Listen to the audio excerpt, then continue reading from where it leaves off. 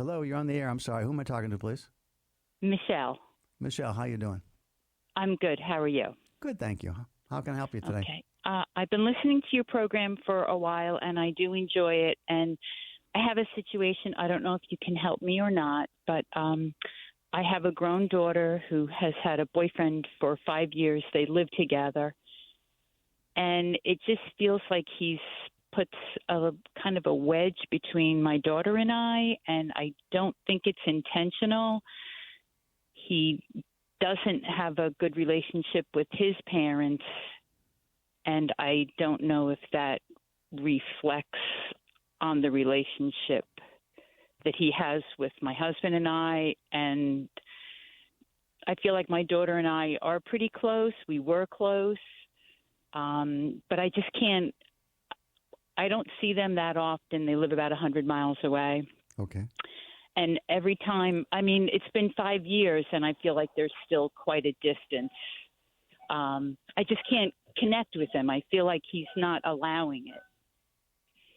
So and it has. Oh, I'm sorry. Go ahead. So I was just going to say. I start babbling. No, that's okay.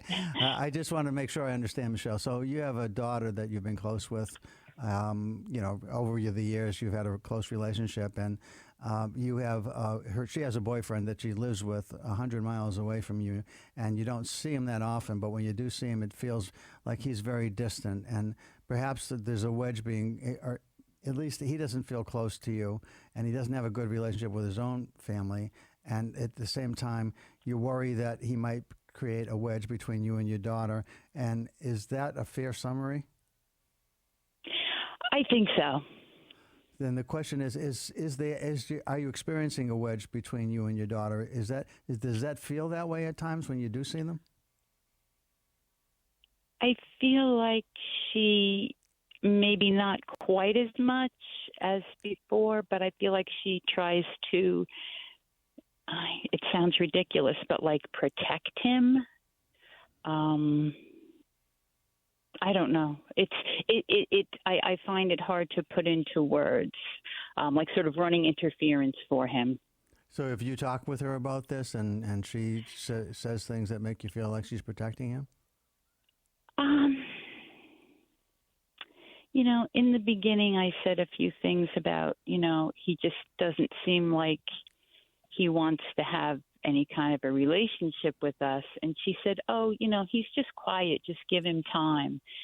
And I feel like if I don't want to say too much to her because I don't want to make it seem like it's us against him, because I know who will, I don't want to say win, but do you know what I mean? He's her future. Sure. She's in love with him. And he seems like, a nice enough guy.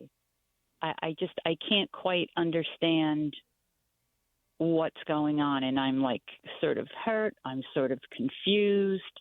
And then, I've spoken to different people about it, and even my son, and he said, it's everybody seems to say it's not you, it's him.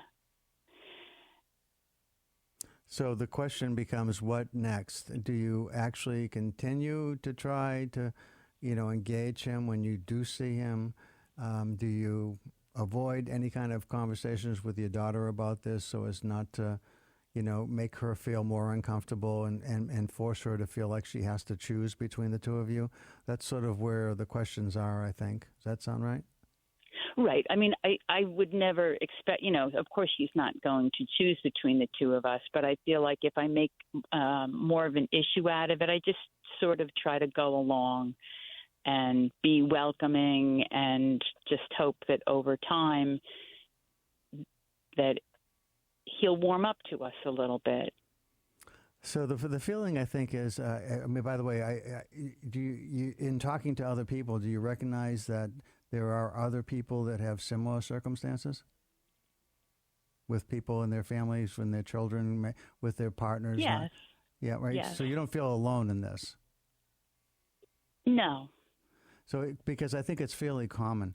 It's interesting. I think when I was growing up, it was there was a little different emphasis, at least the way I see it playing out these days, where I think as somebody coming into a family, the burden seemed like it was on the person coming into the family to try and be as comfortable and welcoming and make themselves feel like they or demonstrate they want to be part of the family of the partner they're joining. They want to be. They want to express themselves that way. They want to really work hard at making sure that they were doing what they could to develop a relationship. And I've seen in recent years that there's less of that happening on the part of the people who are partnering and more on the part of the parents trying to welcome in the person who's the partner of their child. Does that make sense to you? Yes, that's exactly it. I feel like I try not to do things. It's almost like I feel like I'm on, I don't want to say on trial, but you know what I mean? That I'm going to do something dumb. I'm going to say the wrong thing. I'm going to, and my son has a girlfriend, and it's very different. It's just more relaxed. Oh, okay, and great. I would like to have that with my daughter's boyfriend. Or I would like to change the way I feel from feeling like annoyed, mad, hurt, disappointed, sad,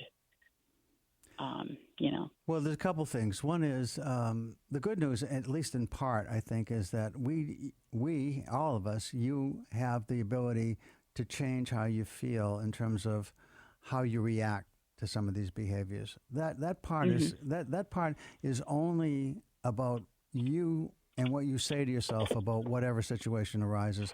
It's about the self-talk you have inside your own head about these things. Right. And that's possible that you can change that without anybody else changing anything.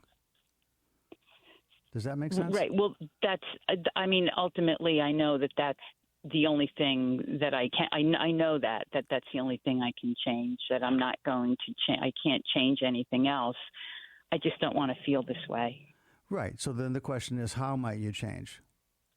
How would you change the way you feel about all of this?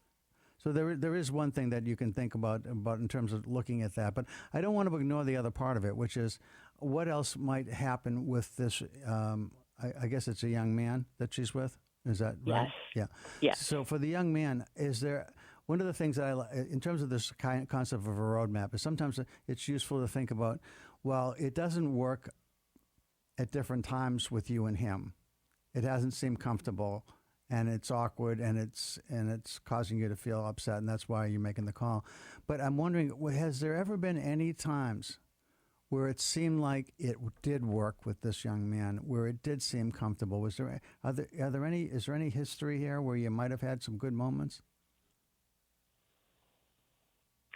I think there was one time that he came out with my daughter to visit, that when he left, my husband and I both said, wow, that was actually pretty nice. But that was a while ago. I see him like twice a year. So it's you don't have a lot of times to practice here, right. And a lot to draw on. But is there anything about that time that you and your husband discussed? What happened during that particular visit that was sort of unique in that moment with him? Was there something that we did or he did or certain things that we talked about or just certain ways that we behaved that were different than what other times are? I mean, is there something to draw from that is my question that you might think about? There's nothing that I can remember that I recollect that was particularly different. Well, maybe it's just as a suggestion that when you have a chance to just talk to your husband, if you can kind of just go back over what was that time about, and do we recognize what seemed to be working? Why did it seem more pleasant than other times we've been there? The reason I'm saying that is sometimes there are cues you pick up about when a person seems to like smile a little bit when they've seemed up until a certain point withdrawn. That something brings them in, something makes them feel included and welcomed, and sometimes maybe you can see if you can capture that. And in any case, the next times that you're with them, I realize you don't have much to go on here. Just notice if there's anything that seems like it pulls him in, topics, things to talk about. Does he like to talk about, sports? His job, hobbies that he might have, books that he reads, shows that he watches, something that is a conversation that might enable you and him to have a conversation that seems normal and comfortable. Look to see if anything shows up and then try to build on that. Again, it's hard because you only see him a few times, so this is going to happen a lot. But those are some things that seem like they have a chance to help you feel more comfortable for real, not just because of something you're saying in your head. Right. Well, I do appreciate that. Actually, I'm going to see them next weekend for about 24 hours. Okay. So those suggestions were helpful, and I'll try them out. Let me ask you one other question, too, before I go, and that is, as far as how you want to feel about all of this, have you had any good moments yourself where whatever you've said to yourself has worked for a period of time, and then it kind of flips back to what's uncomfortable? Is there anything you've said to yourself that has helped? Well, it's just that we're trying to be as welcome as we can, and we can only do what we can do. And we can't make him want to be a part of our family. And that just sort of takes the burden off me. I guess that's what I feel it as. I just feel, like you want to fix it. But Right. And if you don't have the, so I don't know if you heard me talking in the beginning, but it's like partly you have to have the time to fix it. If you had more interactions, if you saw them more regularly, this might not be as tough. But you don't. You only see them on occasion.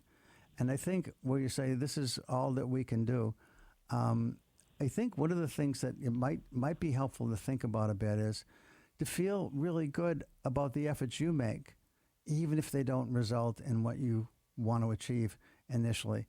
In other words, if you walk away and feel like, hey, we tried really hard and it didn't work again, and you walk away and you feel bad about it, that's one of the things I think you can change, which is I don't feel bad about it. I feel like we did what we could in the time that we had, and I thought we did it pretty well, and I feel good about that. And maybe over time, if we continue to do it pretty well and feel pretty good about that and don't get angry and upset because it doesn't work as fast as we want, that I think that might help with how you feel yourself about what's going on. Yes, that's also very, very helpful, because sometimes I get annoyed and I just say, why am I bending over backwards? Right.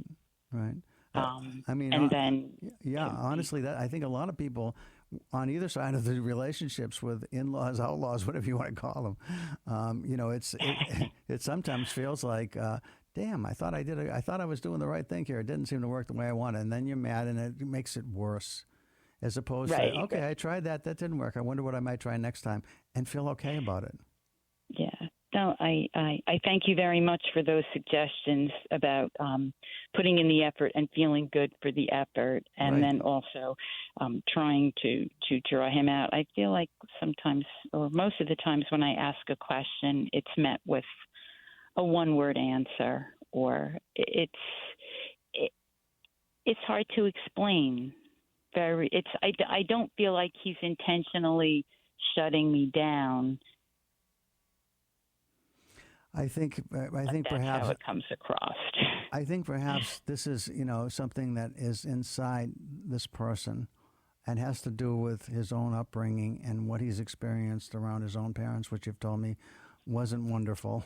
had some issues, and it's really tough to trust, even if he's inclined to want to trust, to want to go there, because he's been disappointed when he's been a younger person, and he doesn't want to feel what he felt during those times, and so he holds himself back.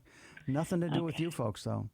It's just right. Well, that is helpful too. My daughter did say to me one time when she was coming out, because she comes out on her own sometimes, and she'll stay for several days, and we have a nice time, very relaxed. And she was coming out one time, and before she left, he said, I can't believe you're going out, I don't know, something about to see your parents. And she said, yeah, well, I go because I want to go, not because I have to go. I go because I want to go spend time with them. And that he doesn't share that same feeling with his family. He does it out of a sense of obligation, which is a terrible feeling when you're doing something out of obligation and not out of genuine. Yeah, so something else you might feel about him, which, sometimes results in a bit of anger or at least disappointment, if not anger, is empathetic and, sorry he's had that experience and feels that way. Right. Okay, Chuck. Well, thank you so much for your help. No, my pleasure. Good luck with it, Michelle. I appreciate it. Okay, take care. Okay, bye. Bye-bye.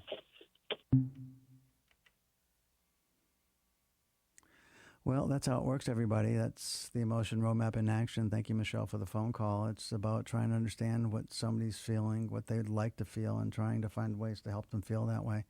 Okay, what I'd like to talk to you about is part of what makes conversations more than just an exchange of words.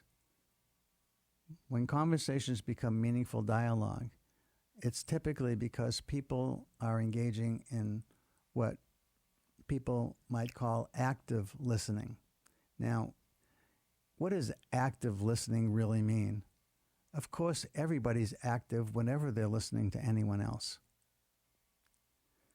However, what's common for many people is to feel that when they're listening to someone else, they get triggered. And triggered doesn't mean necessarily emotionally triggered, that they're going off in the deep end and something awful just jumps into their mind. I mean, that can happen. But triggered means simply that it just triggers a thought in your own mind as you're listening to someone else speak about something that you are concerned about, that part of your unconscious or preconscious is something that you get triggered to remember and recall that, oh, wow, she just talked about appointments and how she was disappointed in the appointment she had with her doctor. And I realized I've got an appointment later this afternoon, and I've got some things I've got to, and all of a sudden you find your mind racing down a channel in your own brain, and you're no longer really listening to what's being said.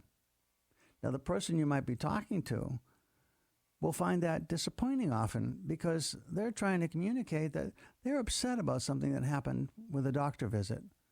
And they thought you care about them and that you would be interested to know what was upsetting about that visit. And then when they start to mention certain things and they realize you haven't been listening because they may ask her, what do you think? And you don't know what to think because you haven't heard the last few sentences because you've been thinking about your appointment yourself in the afternoon. That happens routinely in many people's conversations with each other. Now, you might be able to recover quickly and just say, oh, I'm sorry, just for a second, I just remembered I had an appointment when you said that, so I got lost for a second. I'm sorry. You were saying that you went to the doctor and then what happened? And you might ask them to repeat it. And you're more focused again. And you're more active in the way that you're listening. You're actively listening to them. You're not having your own thoughts about things going on in your own brain. It's hard, though, to do this without having us go down different trails in our own mind because we have lots of things that we think about that get, again, triggered by certain words or certain statements or certain concerns that somebody else has that, hey, I'm also disappointed about something. Let me tell you what I'm disappointed in, and you want to talk about yourself. Now, what is a reason not to engage like that? Because most conversations kind of go that way. Especially if they're familiar conversations, like between a husband and a wife or, two partners in a home where they have regular routines that they engage in that don't sound dissimilar from what they said yesterday and the day before and the day before that and what they're likely to talk about tomorrow.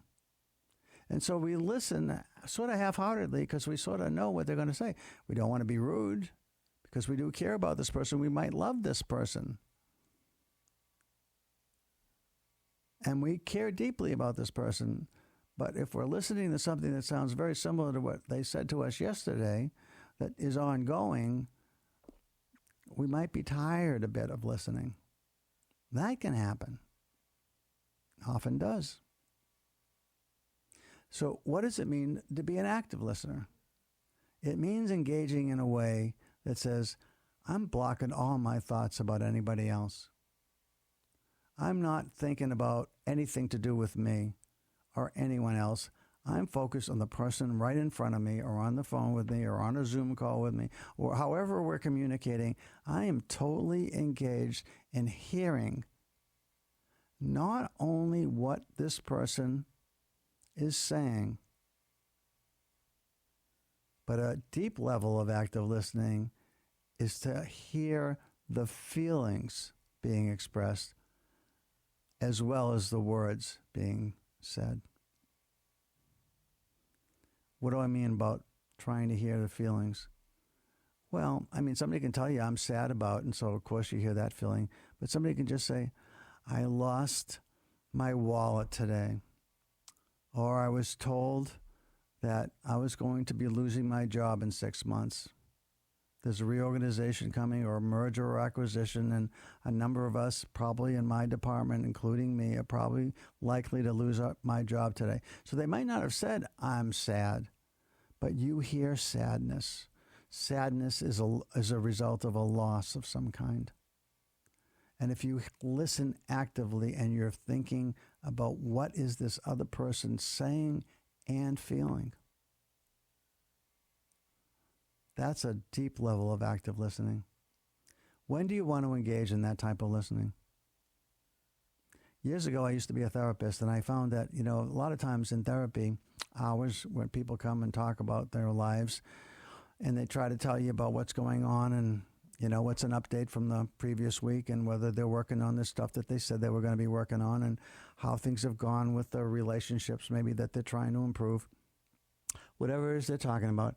Obviously, I'm going to try as hard as I can to actively listen to every word. But if you can picture somebody sitting in an office 8 hours a day or maybe more, listening nonstop to people having conversations about what's critically important to them, what's not working in their lives, what are they struggling with, what challenges are they facing, what successes and failures are they having. As you're listening to all of that, you might realize that I don't care who you are as a therapist, you're not going to be tuned in and highly focused every moment of every day. So what would you listen for? Well, for me, I listen for tonal changes. I'd listen to hear when is something just changed in terms of the tone, because tone indicates feelings often. And somehow I went from what sounded like just conversation being shared to something deep and meaningful was about to be said or being said right now. And my radar, my focus was intense when that happened. Whatever the best ability I had to be empathetic in terms of understanding and feeling what another person was feeling would happen at those moments. Now, we can't all be therapists, nor do we want to be. But can we be there for each other, for people that we really care about? Can we really listen hard, actively? And again, what it means is trying to listen to another person and hear what they're expressing in terms of their feelings as well as their words. So active listening is when we're fully engaged, listening for feelings and words, and any possible triggers that might take us down a different pathway are blocked. We recognize when we might have a trigger that says, hey, wait a minute, I got an appointment. Wait, don't think about that. Listen right now. It's important to hear, really understand, really feel what this other person is feeling. It's a key skill in helping people with the emotion roadmap. And I'm going to talk about more key skills, but this is active listening. Listening to another person express themselves in a way that's important to them, that's consequential, that is sharing a depth of experience, of knowledge, and of feeling. And you're listening for all of it. And one way that you communicate to another person that you actually are doing this for them and with them is by simply repeating back to them what you've heard. So on the one hand, in the example I gave, I might say, so it sounds like you're about to lose your job. that would be an accurate reflection of what they said. If I also say, and it seems like you're really sad about it, that too is likely to be accurate, but they may not be willing to share that they're sad. They might just want to say, no, I'll be okay, I'll get it, because they haven't really allowed themselves to feel the sadness that's building up inside them, and they don't recognize it. So I might be right in saying that you sound sad, but they may not be ready to express their sadness with me anyway. And so I'll back off then. I'll say, oh, okay. You're just kind of figuring out what to do going forward. So now that you know, you, I suppose, want to think about what's next for you. And they say, yeah, I'm beginning to think about what's next. I'm not really ready to talk about that yet, but just wanted to let you know that this had happened. And maybe that's all they want to say about it at that point. So active listening, again, is a reflection of what you've heard. And sometimes people just nod their head and say, yeah, that's it. And sometimes you take them to a deeper level by indicating you understand how they feel and saying, and you sound pretty sad about it. And they might say, I'm really sad. I really like this place. I like this job. I'm not really sure what to do about it. And I'm kind of anxious too. I'm anxious and sad at the same time. Or they might say, no, I'm not really sad about it. I just wanted to share that with you because it's happening right now and it's going to cause some change in my life and just some disruption. And, you know, and maybe they're not ready to share that they're sad about it. Or maybe they're truly not sad about it. That's possible too.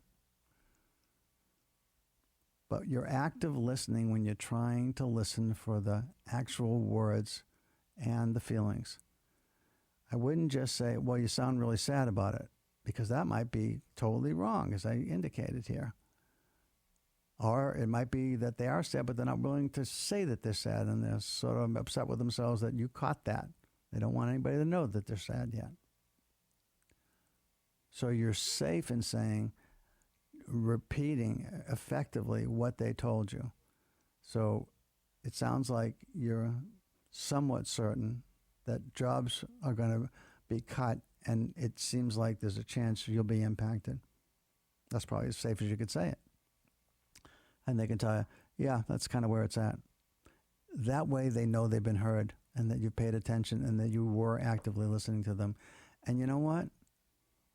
I don't think there's anyone that doesn't appreciate someone who really, really listens to them, who really hears them, doesn't just listen to the words, but hears them, understands what's going on, and can reflect back to them a summary of what they've said. So that's active listening. It's a critical skill for helping somebody in dealing with what's going on in their lives.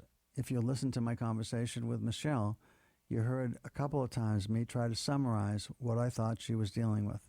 And then as I recognized some possible concerns she might have, I wanted to check and make sure that those concerns were things that she understood. For example, the fact that she has somebody in her life through her daughter who is not working to make himself feel included and welcomed into their family. He's kind of holding back, sort of standoffish, makes it uncomfortable. But I wanted her to know, do you realize that you're not the only one who has this kind of struggle with their children being partnered with somebody else who is not necessarily wanting to be a part of this, of your child's family? That's a common thing, actually. And it seems like it's more common than it was when I was growing up. So I checked with her on that, and she said, yes, she realized that. Good. Good to know you're not alone in this. Second, you understand that part of what you can do is what you can do. And rather than feel disappointed that it didn't work and be mad that you didn't figure out how to get it right, be proud of the fact that you actually stood up and did what you thought was the right thing. And that you continue to do the right thing. And you feel good about that. And even you can feel some empathy perhaps for the other person, the person who isn't joining your family the way you'd like because of their experience growing up, and they're worried that some of the experiences they had when they were very young that were very hurtful to them, they don't want to duplicate that. They don't want to have that happen. They think that if that did happen, maybe it would jeopardize the relationship with the person they love, their daughter, Michelle's daughter. So there's lots of things here to think about as you're listening about how you might be helpful to somebody. But it starts with active listening, which is the way you try to summarize what you've heard in order to make sure that what you say next is based on your understanding of what the situation actually is. Okay. That's what I wanted to say about active listening.